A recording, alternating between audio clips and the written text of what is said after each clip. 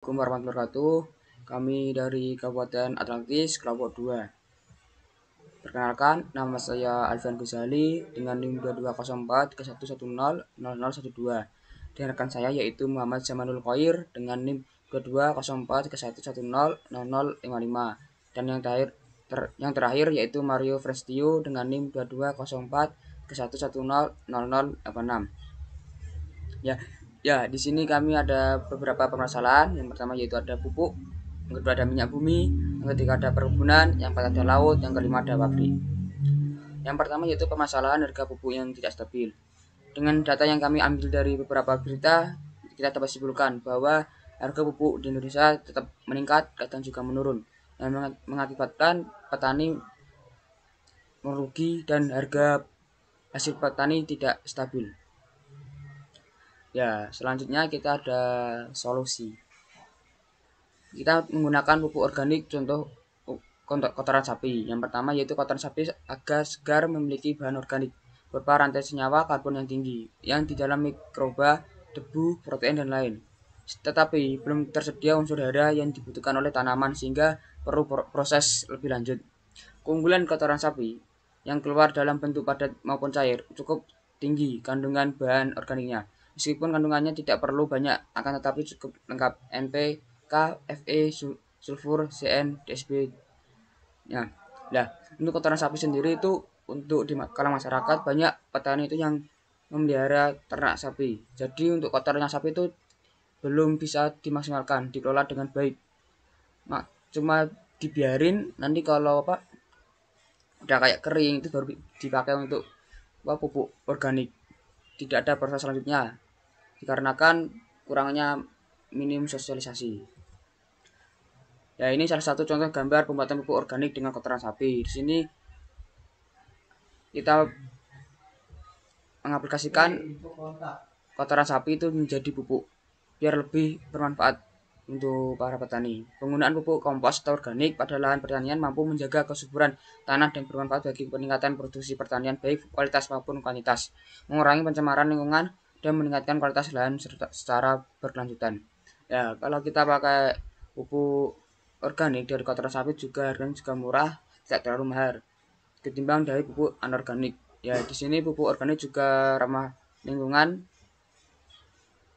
biar tidak mencemari lingkungan. Jadi ini sehat. Setelah itu ada keunggulan pupuk organik dari kotoran sapi. Yang pertama yaitu ada unsur hara makro dan mikro yang lengkap walaupun jumlahnya relatif sedikit. Yang kedua ada tanaman lebih tahan dari penyakit. Yang ketiga ada membuat tanah memiliki daya simpan air yang baik. Yang keempat yaitu tersedia nutrisi bagi mikroorganisme sehingga aktivitas penguraian bahan organik dalam tanah untuk ketersediaan unsur hara harus terlangsung. Yang kelima ada tanah yang menjadi gembur dan mudah untuk pengolahannya. Ya, di sini untuk kegunaannya itu banyak sekali untuk pupuk organik dari kotoran sapi. Ya, di sini untuk keunggulan sendiri juga ada kekurangan dari pupuk organik, yaitu yang pertama ada hasil dari pupuk organik yang tidak dapat memberikan hasil yang cepat atau instan. Ya, untuk pembuatan pupuk organik sendiri itu kita harus memerlukan waktu yang agak lama, jadi nggak harus tidak instan seperti mie.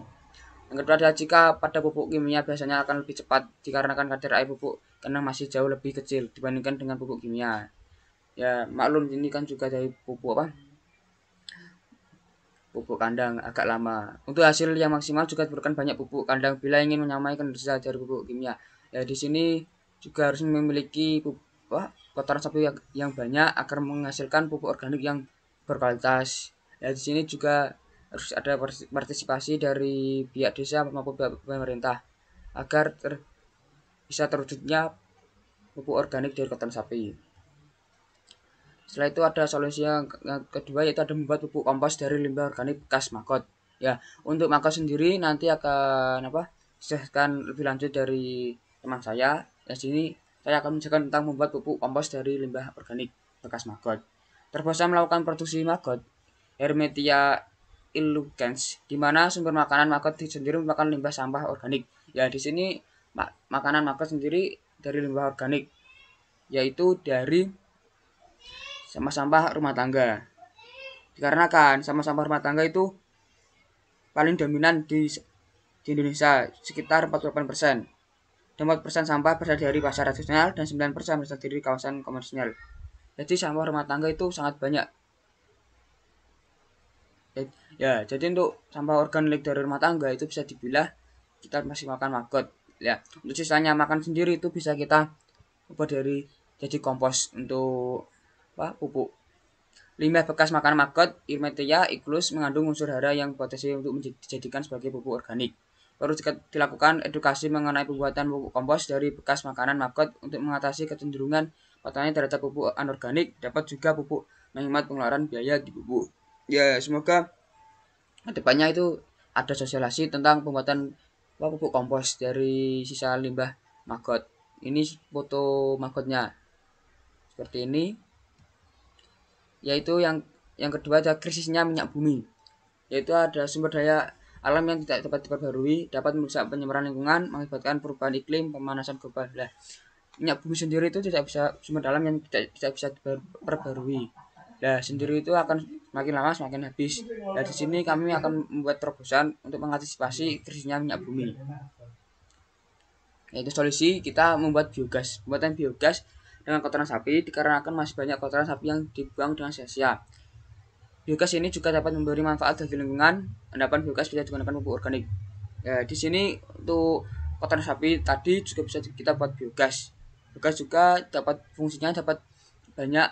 Yang pertama untuk bisa mengairi gas yang di rumah seperti minyak, seperti bisa masak seperti kompor dan lain-lain. Nah, untuk prosesnya sendiri itu kotoran sapi yang masih hangat itu akan masuk ke biogas generator. Setelah itu akan anaerobic decomposition reaction methane, yaitu akan ke sini ke pembakaran. Nah, hasil uapnya ini juga bisa jadi pupuk untuk tanaman. Setelah itu endapannya juga bisa jadi pupuk organik. Nah, setelah itu biogasnya bermanfaat bagi masyarakat sekitar dengan harga yang sangat murah. Jadi untuk kotoran sapi ini sangat bermanfaat banyak. Semoga kedepannya bisa terwujud untuk ini. Untuk penjelasan selanjutnya akan dilanjutkan untuk rekan saya. Selanjutnya adalah masalah pada perkebunan. Nah, dalam kabupaten kita juga memiliki masalah pada perkebunan, yakni pupuk yang meningkat, kesuburan tanah karena pupuk kimia yang berlebih, dan kualitas panen yang jelek ataupun tidak bagus untuk pemasaran.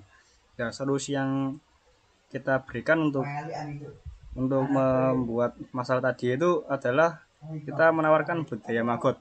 Nah, kenapa kita memilih metode budaya maggot? Karena kita memilih ini untuk metode yang paling murah dan paling efektif dalam menghapuskan masalah-masalah tadi, untuk menyelesaikan masalah tadi.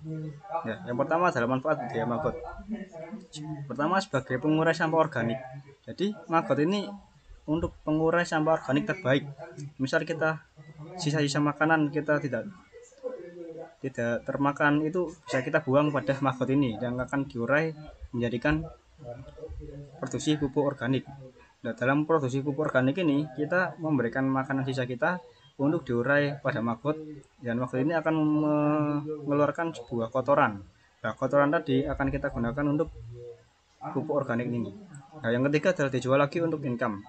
Jadi setelah maggot ini berusia siap panen atau sudah besar, kita bisa menjual lagi untuk income sebagai pakan ternak atau dan lain-lain. Yang keempat adalah pakan ternak sendiri. Misal kita punya ternak, kita tidak perlu membeli pakan dari luar karena kita sudah punya maggot untuk makannya. Ya, dari satu buah budaya maggot kita berhasil mendapatkan 4 solusi atau 4 income untuk plan selanjutnya, keuntungan. Ya, satu alasan kenapa metode budidaya maggot, yang pertama adalah harganya murah. Ya, maggot sendiri itu budidayanya sangat gampang dan harganya pun murah. Mulai dari 100.000 kita bisa budidaya maggot skala kecil. Dan banyak juga bibit-bibit maggot yang dijual dengan harga murah dan dijangkau. Yang kedua adalah tidak perlu perawatan. Yang kita hanya perlukan adalah kandang dan makanan sisa. Jadi kita tinggal memberi makan, tinggalkan, dan nanti kita akan memanen hasilnya. Yang keempat adalah makan tidak rewel. Maggot sendiri tidak perlu banyak makan. Kita hanya memberikan makan sisa, entah itu sehari 1 kali ataupun 1 hari 2 kali, tergantung kita memberikan makan apa. Yang selanjutnya adalah dengan adanya budidaya maggot, kita bisa membuat pupuk sendiri dari kotoran maggot dan akan mengurangi jumlah penggunaan pupuk kimia. Jadi penggunaan pupuknya kita akan mendapatkan dari maggot ini tadi. Nah, untuk solusi kualitas tanah, kita dengan adanya pupuk dari maggot ini kita bisa mengurangi penggunaan pupuk kimia yang akan berdampak pada kesuburan tanah. Jadi kita menggunakan pupuk organik dari kotoran maggot sehingga pupuk kimia kita kurangi dan menyebabkan tanah kita akan subur. Yang selanjutnya adalah solusi kualitas panen. Jadi yang sebelum kita ketahui tadi, panen yang buruk itu disebabkan oleh kualitas tanah yang tidak subur. Dengan tanah yang subur dari pupuk organik maggot tadi, kita bisa menunjang kualitas panen dan menaikkan harga jual. Jadi tanah yang subur itu kita akan mendapatkan panen yang maksimal. Nah, untuk pengembangan dari budidaya maggot ini, satu, kita bisa membuat kolam ikan lele. Ya, ikan lele adalah ikan yang tahan dalam kondisi apapun. Selain itu juga memiliki harga jual yang tinggi. Dengan menggunakan pakan maggot dari hasil budidaya sendiri, kita tidak perlu membayar untuk pakan lele lagi. Dan kita bisa memiliki income dari hasil panen lele tadi. Maggot tadi setelah kita panen yang usianya besar itu kita bisa membuat kolam lele. Nah, kolam lele tadi tidak perlu kita tambahi pakan karena kita sudah mendapatkan pakan dari budidaya yang kita dapatkan tadi seperti maggot. Jadi kita bisa memanen ikan lele tanpa membeli pakan. Ya, untuk membuat peternakan ayam, sama seperti lele, maggot hasil budidaya kita juga bisa untuk membuat peternakan ayam yang nantinya akan memanen 2 jenis barang, yakni daging dan telur ayam. Jadi dalam satu buah maggot untuk pakan ayam ini nanti kita bisa memanen daging ayam dan telur ayam juga. Jadi kita memiliki income untuk kabupaten kita agar memiliki barang yang dijual semakin banyak. Jadi untuk memakmurkan apa yang ada di dalam sumber daya kita dulu. Dan untuk permasalahan keempat, yaitu permasalahan kekurangan pengelolaan sumber daya laut. Solusi dari permasalahan air laut, untuk solusinya kita kelola sumber daya mulai dari gerak gelombang air laut yang digunakan sebagai pembangkit listrik tenaga ombak untuk tambahan suplai listrik yang ada di sekitar laut. Selanjutnya di bibir laut kita dibuat pembangkit listrik tenaga angin yang dimana didirikan kincir angin sebagai pembangkitnya atau sebagai pemasok generatornya. Polusi dan pencemaran limbah pabrik. Solusi dari pencemaran limbah pabrik sendiri, solusinya kita telusuri dari pembangkit apa pabrik itu bekerja dan bagaimana cara pengelolaan limbahnya. Semisal pembangkitnya dari energi non terbarukan, maka secara langsung akan kita anjurkan dan tekankan agar menggunakan energi terbarukan yang tersedia di Kabupaten Atlantik ini. Sedangkan limbah pabrik ini yang tadinya dibuang percuma dan sia-sia untuk yang non-organik, kita suruh kelola menjadi bahan kerajinan atau barang-barang yang lebih berguna. Contohnya seperti kerajinan-kerajinan anak-anak atau kerajinan-kerajinan yang bisa digunakan di kehidupan sehari-hari. Dan untuk nilai plusnya kita akan memperjualbelikan pada masyarakat luas untuk mengenal Kabupaten Atlantik ini sendiri. Terus untuk limbah cairnya sendiri kita teliti lebih lanjut dari segi positioning yang nantinya akan dikembangkan menjadi cairan yang lebih berguna bagi para masyarakat sekitar. Yang dimaksud di sini adalah limbah cairnya akan dikembangkan menjadi pestisida yang digunakan untuk mengusir hama para petani. Oke, terima kasih. Kami segenap petinggi Kabupaten Atlantik dan seluruh direksi yang bertugas mengucapkan terima kasih. Wassalamualaikum warahmatullahi wabarakatuh.